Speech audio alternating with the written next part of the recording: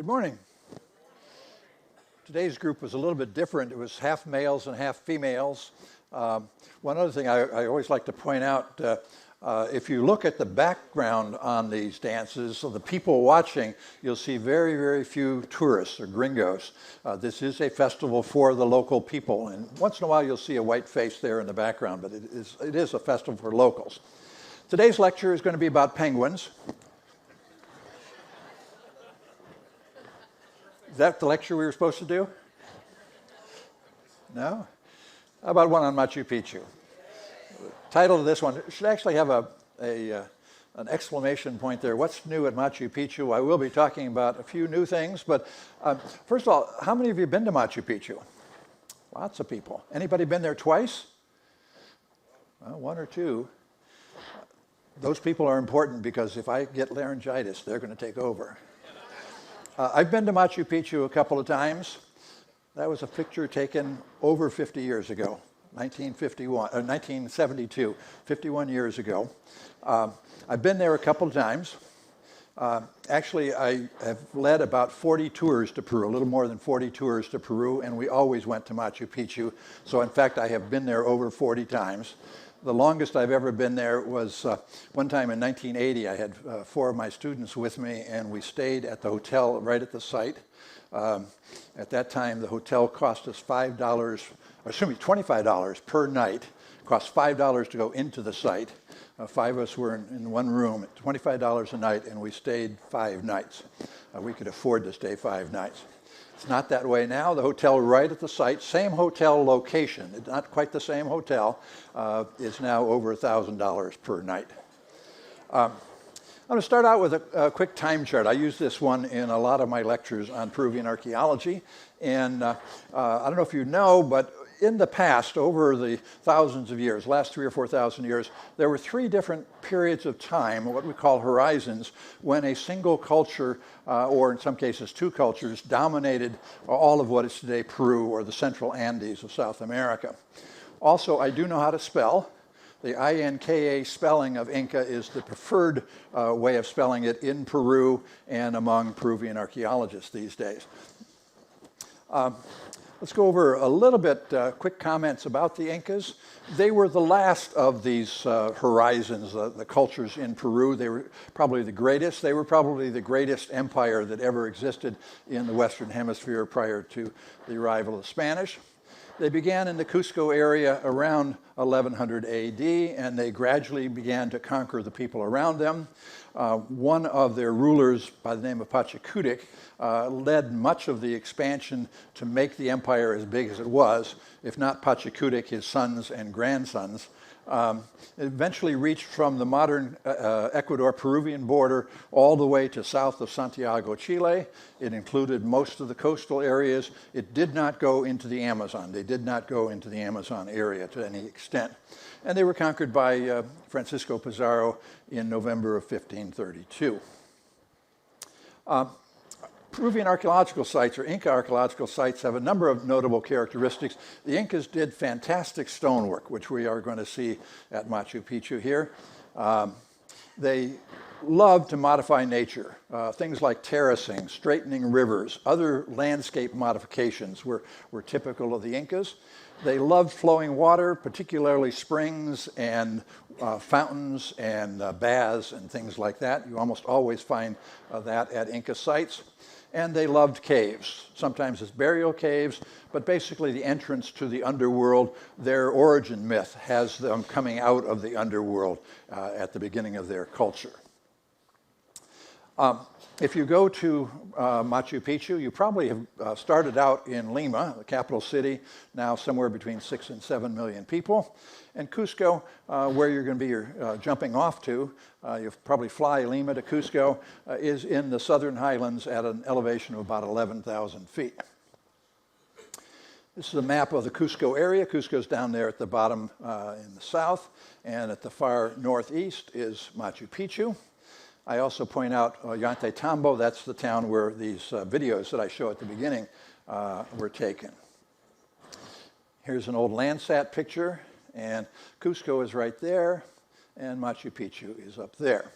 Also on this photo, the kind of bluish gray areas here, those are snow-capped peaks. All around Machu Picchu in kind of all directions, there are snow-capped peaks. In this Google Earth image, Cusco is down at the bottom and Machu Picchu is kind of dead center. What you see on the left part of this image are snow-capped peaks. What you see on the right side of the image are clouds. And at the far top upper right corner, that is the Amazon lowlands up at the upper right. Here's a little bit closer Google image. Machu Picchu sits on a ridge between two hills, between two mountains. A river swings around it like a horseshoe. Here's an even closer view. The town of Aguascalientes, if you go by train, that's where you get off the train and take a bus up to the site. And the site is on a ridge between two mountains. I'm going to talk a bit about a character here, Hiram Bingham. Actually, Hiram Bingham III. He is the reputed discoverer of the site. And he's got an interesting history. He was born in 1875 in Hawaii, which at that time was an independent kingdom, not part of the United States. His grandparents had been early missionaries to Hawaii, among the very first missionaries. His father, Hiram Bingham II, had gone out to the Solomon Islands, failed as a missionary, and he and his wife had retreated back to Hawaii and lived under the auspices of his grandparents. And that's where Hiram was born and raised. Here are his parents looking kind of stern. Hiram was not very happy in Hawaii, and he convinced his parents to send him to the mainland to Andover, Phillips Academy in Andover, Massachusetts, for his high school education at boarding school. He was one of the poorest kids there, so he had to work in the dining room and things like that, whereas most of the rest of the other boys were from rich parents. Then he went to Yale, and again, he was one of the poorest kids there. He graduated in, let me think, 1898, class of 1898.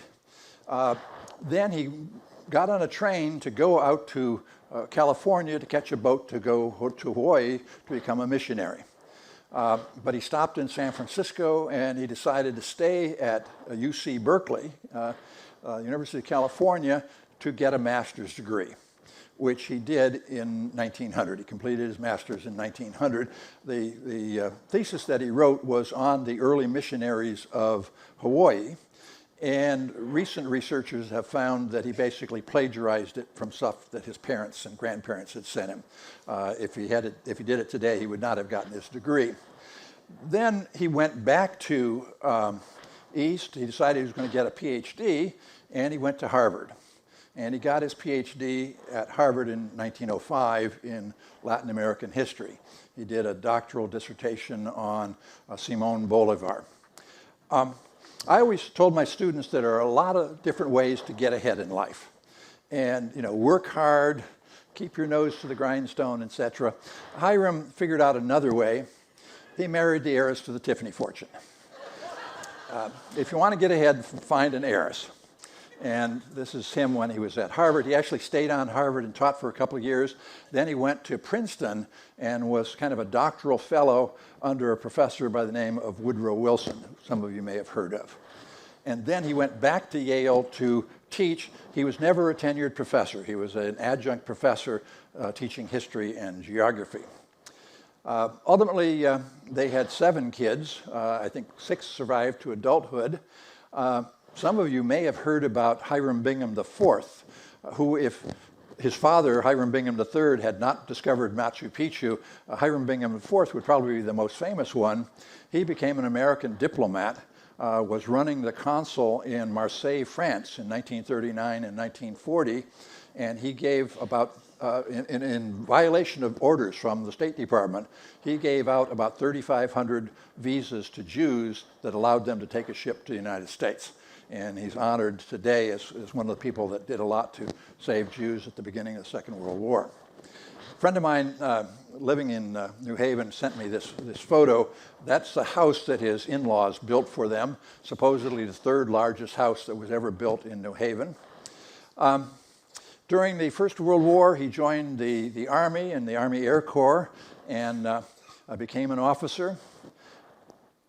He became a colonel and actually ran an air base in France. It was a training base. He never was in combat, but he ran this. And then, based on his fame from Machu Picchu, the discovery there, and also his war service, he became lieutenant governor of Connecticut and then ran to be governor. An interesting thing happened. Between the election and the inauguration, one of the senators in Connecticut died. And so Hiram was inaugurated as governor of Connecticut, and then did a couple of things. And I point out down there at the bottom right, he did only 3 official things in the day that he was governor. One of them was to appoint himself as the new senator to fill out the term. So he was governor for a day.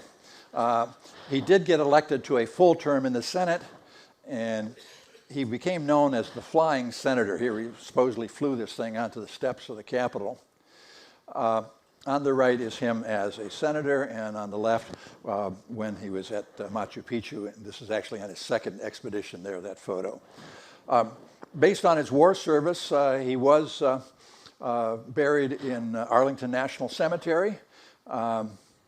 Those of you who can read it might notice that Suzanne Carroll Bingham, his second wife, was buried next to him. His first wife, the Tiffany heiress, had run off with her piano teacher. He wrote 3 books. One called Inca Land in 1922, a second one in 1930, and the one that probably many of you have read, The Lost City of the Incas, from 1948. That third book is actually still in print. It has been in print constantly since 1948. It's easily available. But one of the things that Hiram always said in the various books, and I'll take a quote here from the first of the books, but basically what he said is that he discovered Machu Picchu. No one had ever seen it, perhaps with the exception of somebody who was living nearby, but nobody knew about the place. Now, there were 3 families living at the site when he discovered it in July of 1911, supposedly discovered it. He then had a couple of expeditions to the site, excavated in 1912, I think again in 1916 or 17. He always argued that he was the discoverer and it was the lost city of the Incas. The story goes that after Pizarro had conquered Peru in November of 1532, the Spanish went to Cusco, took over Cusco. They killed the first guy that they captured, Atahualpa, in 1533. They appointed a new puppet. He died.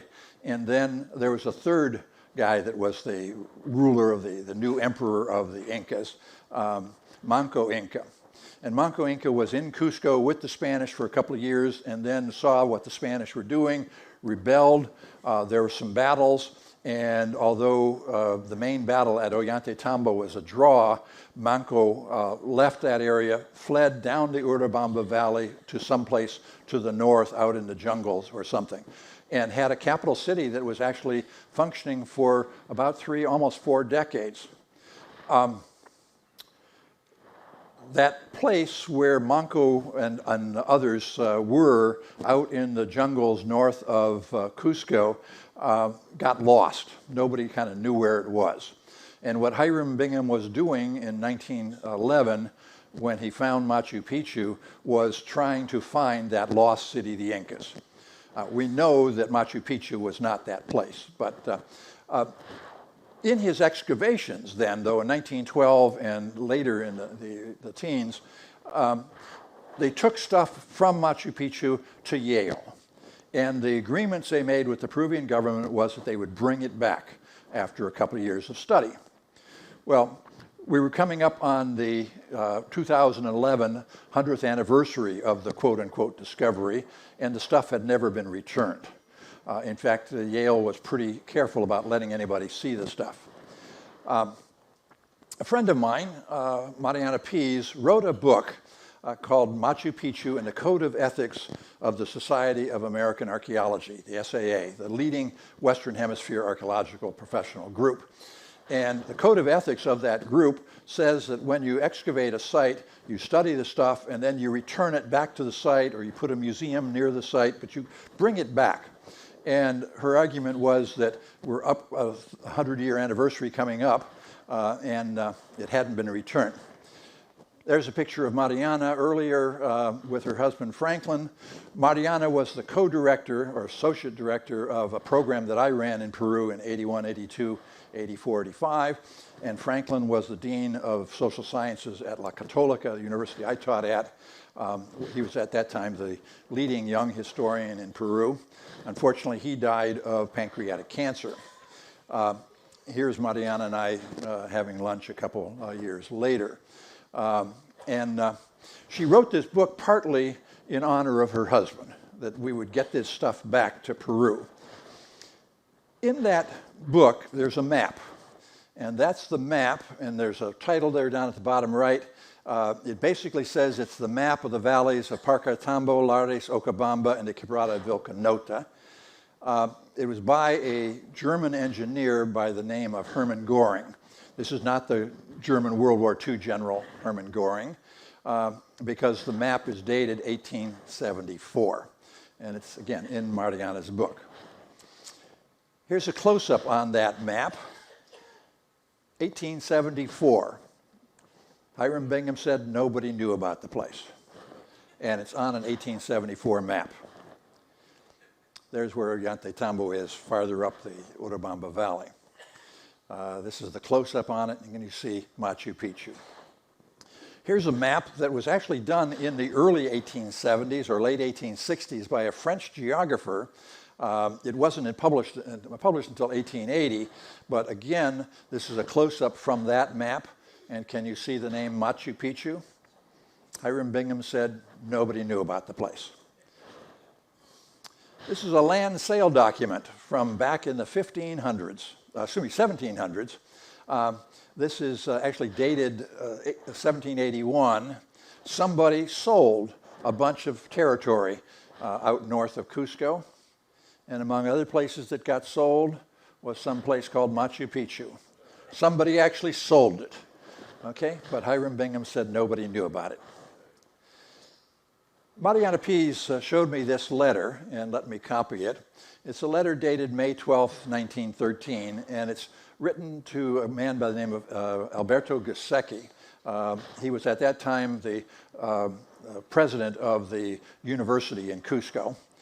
He was an American that had gone down to Peru and had been working in various educational jobs in Peru for many, many years. He later on was mayor of Cusco. But this is written to Dr. Giuseppe, and among other things, he's kind of updating Giuseppe on various stuff. And then there's a PS down there at the bottom. And what he's saying there in the PS, the preliminary report is going to come out in the April 1913 issue of National Geographic. The first time that National Geographic actually spent an entire issue on one subject. They'd never done that before. I actually have a copy of that issue. It's gone to press, and it'll be mailed out, and he's going to mail some copies down to Peru, and he wants to find out how people in Cusco react to that. And there, the last sentence, there will, I fear, be some things in it which will not please them. People in Cusco told him about Machu Picchu, sent him on the way, and told him where to find it. There was actually graffiti at the site from previous visitors. But Hiram Bingham always insisted he discovered the place. Okay? So let's go to Machu Picchu, and I'm going to run through these slides very, very quickly. This is the view that you would get if you were hiking in and what's called the Sun Gate. It's the first place you see Machu Picchu. It's on this ridge between two hills. One, Huayna Picchu there in the distance. It'll show up in many of the pictures. And the other one off to the left, out of the picture, is Machu Picchu Mountain. This photo is taken from Machu Picchu Mountain. There's the site on the ridge between the two mountains, Huayna Picchu in the distance. And a little bit closer view. This is the opposite view. It's taken from the top of Huayna Picchu, and those last two photos were taken from up there. Several people raised their hands when I asked if you'd been to Machu Picchu. How many of you have climbed Huayna Picchu? 2. And was it an easy climb? Not really. It's a horrendous climb. My wife climbed it twice. She made 3 attempts. I made 3 attempts and made it up once. Take those last photos. This is the view of the site from Machu Picchu. We have climbed that one many, many times. And again, there's Machu Picchu on the ridge between the 2 mountains. Off in the distance, if you're up at the top of Machu Picchu mountain, and almost in all directions you see snow-capped peaks. Usually right from the site, the only snow-capped peaks you see are the Vilcabamba Mountains, snow-capped there to the west. But every time you go, it's different. The lighting is different, the clouds are different, and these are taken over a number of different visits. It's just kind of a magical place.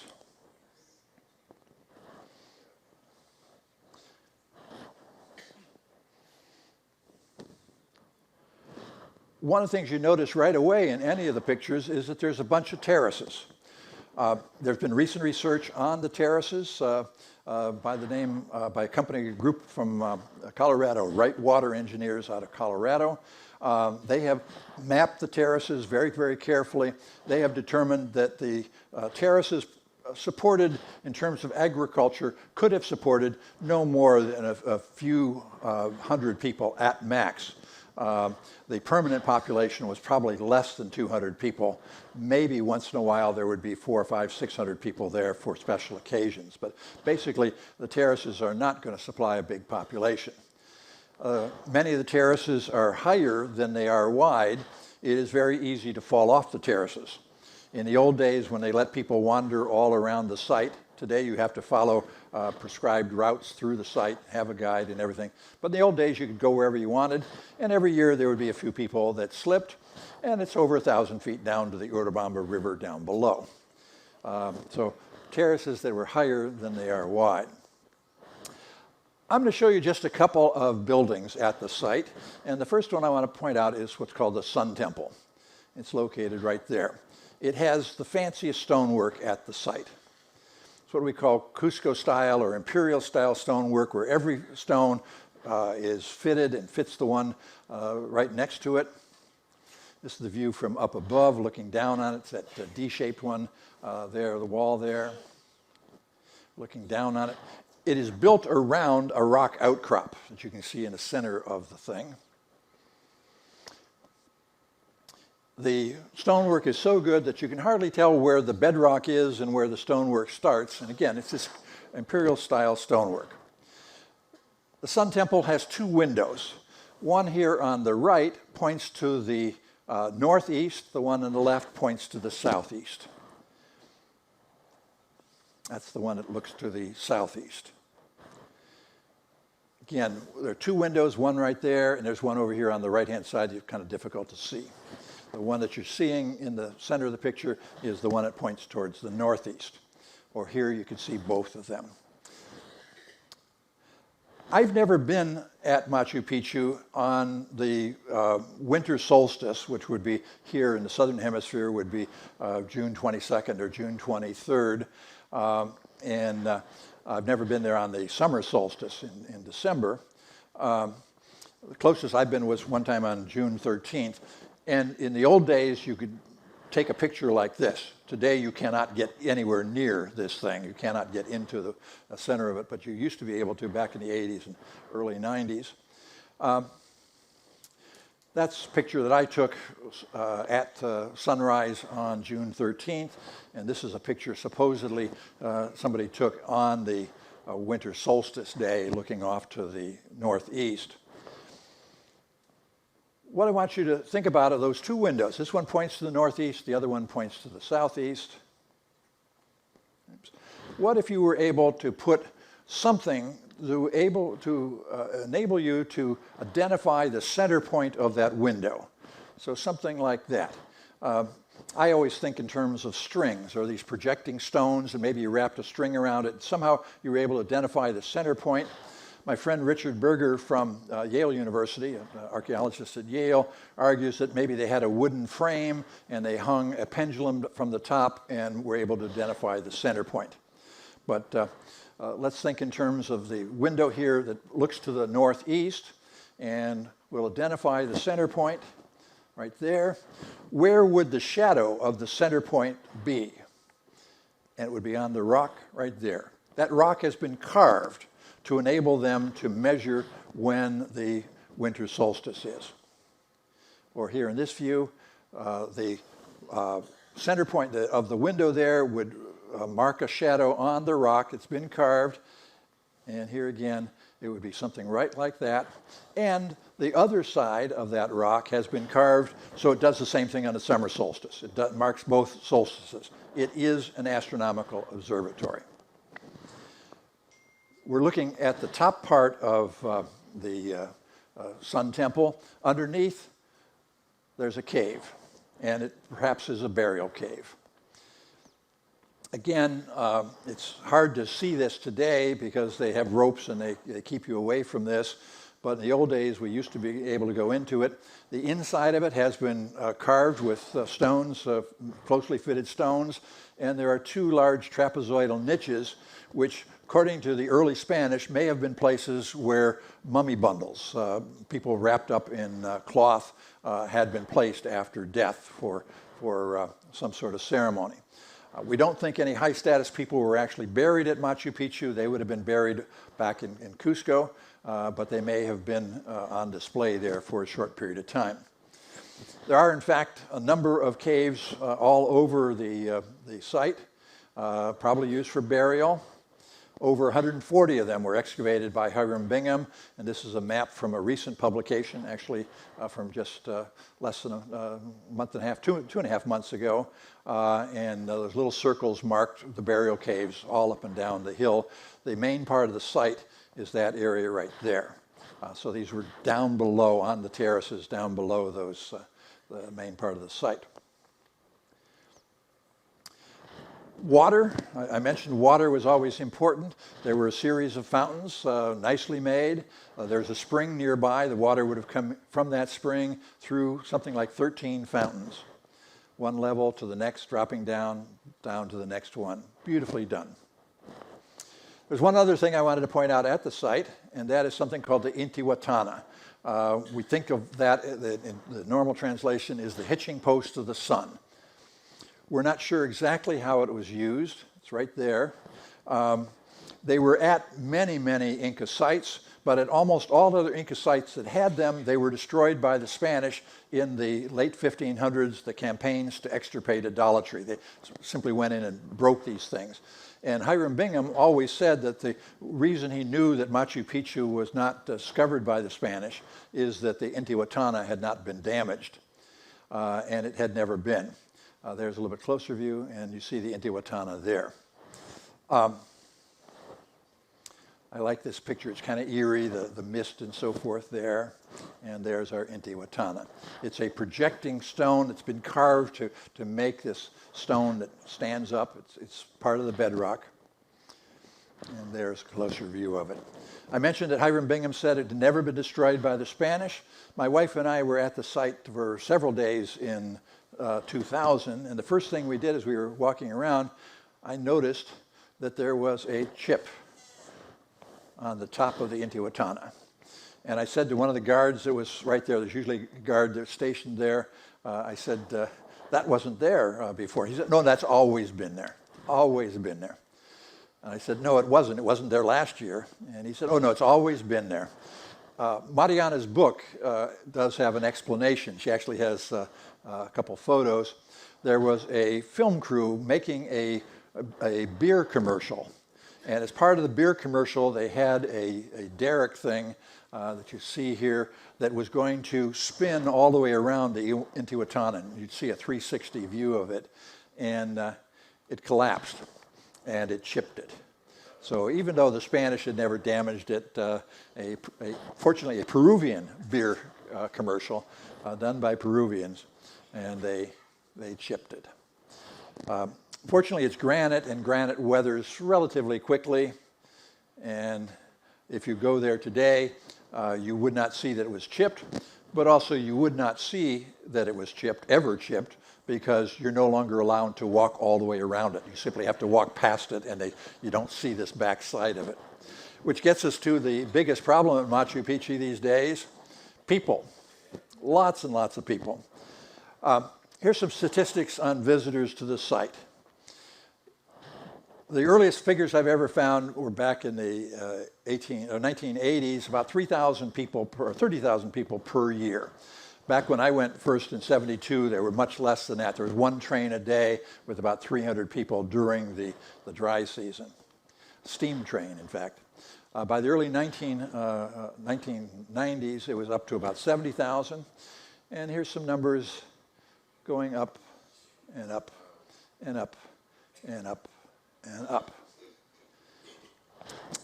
It became a World Heritage Site, UNESCO World Heritage Site, and UNESCO, when they characterized the place as UNESCO World Heritage Site, like Antigua, they put in some regulations. You have to do certain things.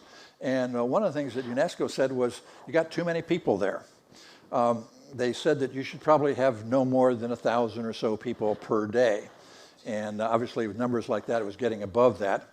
So after about 2008, they simply stopped producing numbers.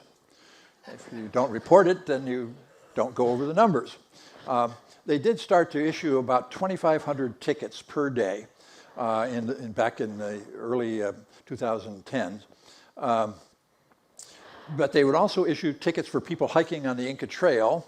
And then if they needed more than 3,000, they would issue some tickets for people to climb Huayna Picchu. And if they needed more tickets, they would issue tickets to climb Machu Picchu, which were separate. Those people perhaps never climbed Machu Picchu or Huayna Picchu, but they would get one of the extra tickets getting in. They have announced fairly recently that they were having more than 1.5 million people per year.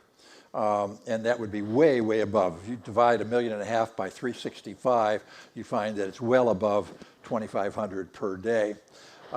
So what they've had to do these days is to restrict things. These days you have to get a ticket well in advance. It's a morning ticket or an afternoon ticket. It has a specific time slot. You're restricted as to how much time you can be in there. Used to be you'd stay in there all day.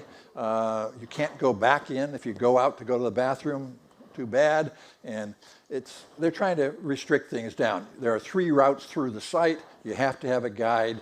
No more wandering around on your own. But it was just overwhelmed.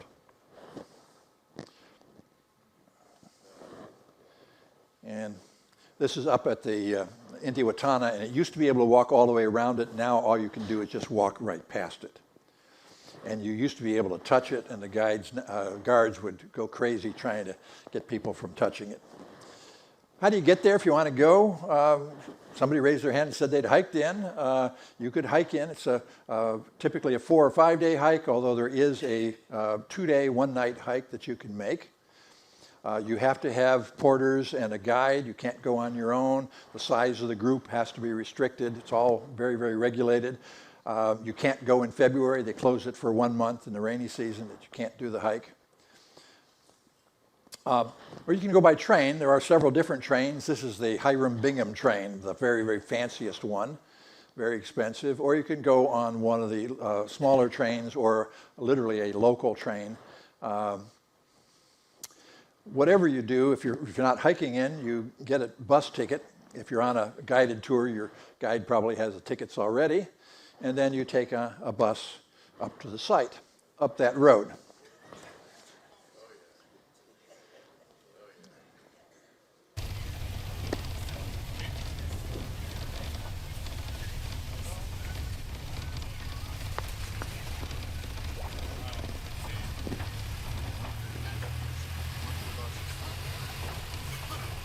You go across the Urubamba River, and you head up to the site. And notice it's a 1-lane road.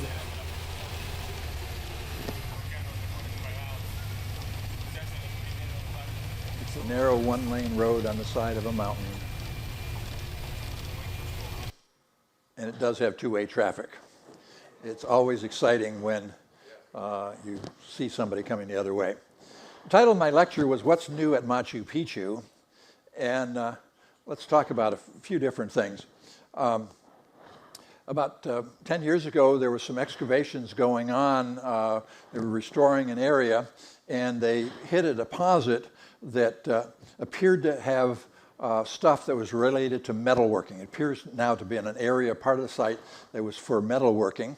And some of the pottery seemed to be like was found from the North Coast. It's a Chimu North Coast culture type of pottery.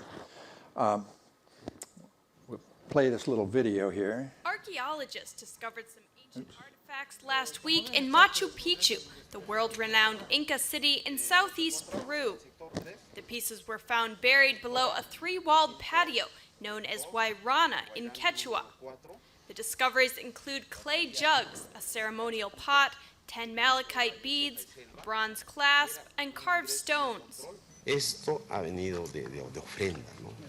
was an offering that was imported, perhaps by the Chimus themselves or by the Incas. We didn't find anything else apart from these objects. No encontramos otra evidencia aparte de esos objetos. The Chimu lived on the northern coast of Peru and were later conquered by the Incas around 1470 AD. Los Incas, como se sabe, ¿no? Ellos han llegado por...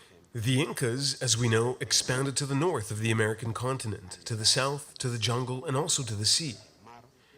They had a policy of both integration and expansion, and managed in some way or another to conquer other peoples, whether it was done peacefully or in many cases with violence. A estas culturas los han sometido de una forma pacífica o en muchos casos violenta, ¿no? Machu Picchu was rediscovered in 1911 by American explorer Hiram Bingham. It had been unknown to the outside world for over 3 centuries, but is now one of the most famous sites in Peru.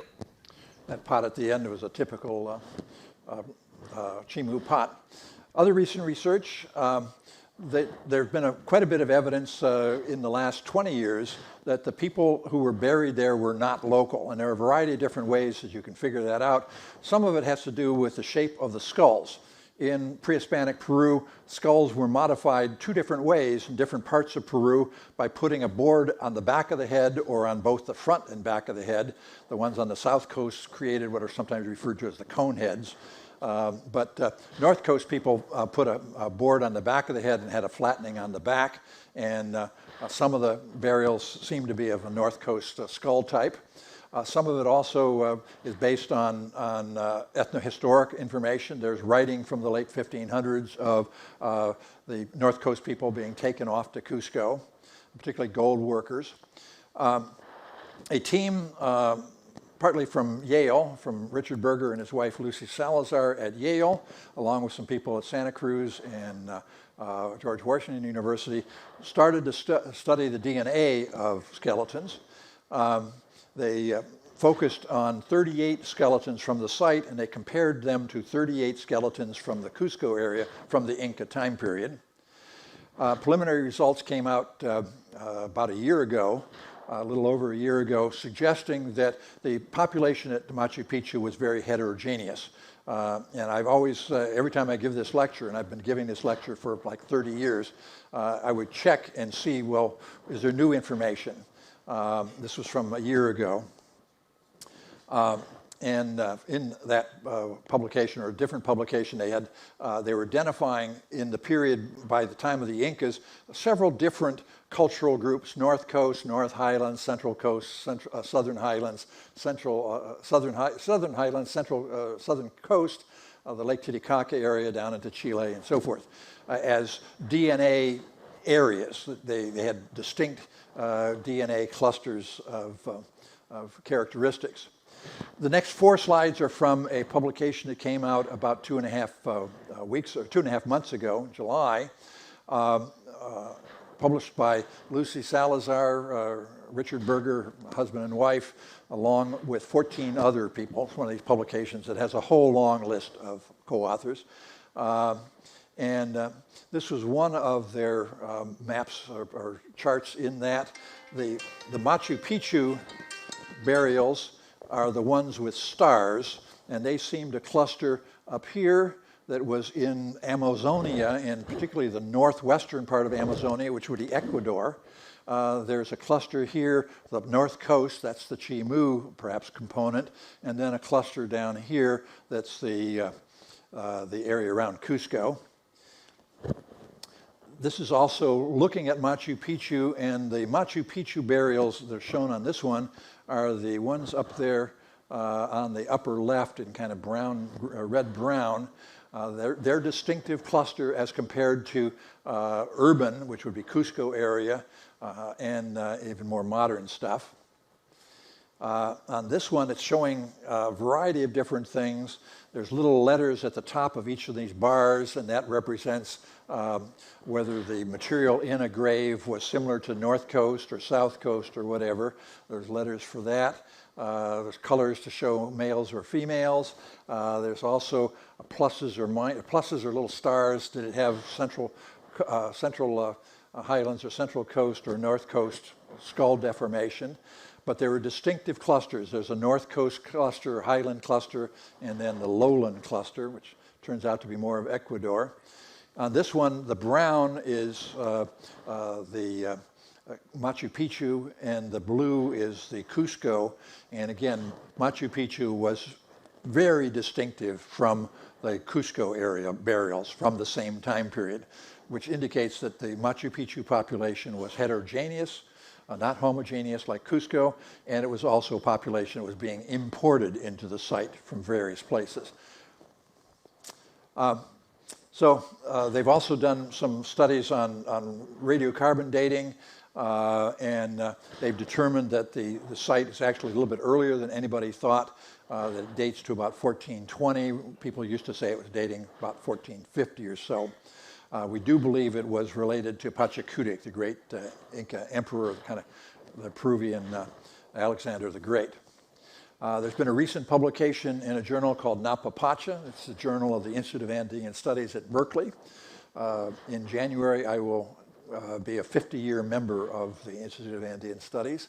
But one of the things that they found in a study published last year is that there are documents from the 1560s, 1570s, 1580s that talk about Machu Picchu.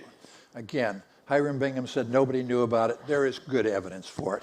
And in fact, as part of the documents they found, that there was a record of what the people in 1550 from Machu Picchu paid in taxes to the Spanish, and also in 1560. And by 1560, what they paid was much less than 1550, which would suggest that the population had actually started to decline in the epidemics that came with the Spanish. What was it? If you were there, you probably heard all sorts of things, ranging from ancient astronaut theories or whatever. But one of the things that always strikes me is that it had a lot of terraces, although the terraces are really not enough to support a big population. We do know from a lot of different records early in the Spanish period that the Inca, the top guy, participated in various rituals. This is a drawing from about 1600 done by a mestizo, a guy that was Inca ancestors as well as Spanish ancestors. And he's showing here the Inca, the top guy, and he is talking to a llama that in fact is about to be sacrificed. But at many high status sites, there were fancy terraces. One of my favorites is the site of Moray near Cusco. And that's at Moray. Very, very interesting terraces. We also know that throughout history, pre-Hispanic and in the colonial and even up to today, groups of people go out and work on the terraces as ritual, not just daily agricultural activities, but they go out. This was in the Colca Valley, south of Cusco. We took these pictures of a group of people headed out to clean the terraces in an annual celebration. They were dressed in their Sunday best. This is a photo taken over 100 years ago on the north coast, and the description with this particular photo is that it was the people doing the ritual cleaning of the acequias, cleaning of the irrigation canals once a year. Here's again some high status guys. We know that by the way they're dressed and their ear spools and their head decorations. They're participating in some sort of ritual. There's even a woman there on the right who's holding a cup of corned beer that she's going to be giving them as part of the ritual. friend of mine, the late Dan Gade from the University of Vermont, wrote a book a few years ago called Nature and Culture in the Andes. One of the chapters of that book deals with coca in the Peruvian lowland areas, the Amazon areas to the east and northeast of Cusco. And that's coca, which is a plant that grows very well in Peru and Ecuador and Colombia. You're probably familiar with it from cocaine. But it's still used today. It works very well at high altitude. You take a little bit of coca and put it in your cheek and suck on it, and it gives you a little bit of boost of energy. It reduces hunger pangs. It increases blood flow, which to your extremities reduces the risk of frostbite to your fingers and toes and ears. So it's beneficial, and people still use it today. It's easily available in highland areas in Peru still today. We also know that in the area of the jungle where coca grows best, there is a problem called uta. Technical name for it is leishmaniasis. It comes from the bite of a sandfly getting infected. And the sandfly is endemic to the areas where coca grows best. If it gets infected, it becomes like leprosy or like a cancer. And the Incas were paranoid about it. One of the ways that they handled it was that they sent a few people down to the jungle at a time and left them there for a short period of time, which reduced their exposure, and bring them back. Would you want your top guy to go out and take that risk? Or would you want him to go to a place where they could grow coca, where he could do the coca rituals, but not have a risk? And it turns out that Machu Picchu is slightly above the elevation where the sandfly is found.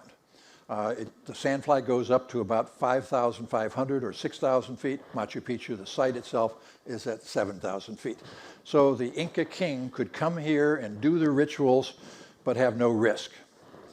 When the Spanish arrived in 1532, what I call the hotel staff, the Holiday Inn staff that were there working for the Inca king, said, well, the top guy is no longer coming, let's go home. And they wandered away. And it certainly wasn't the last lost city of the Incas. A couple last pictures. You may say Hiram Bingham on the left and Indiana Jones on the right, and you think Indiana Jones was inspired by Hiram Bingham. Not true. Absolutely not true.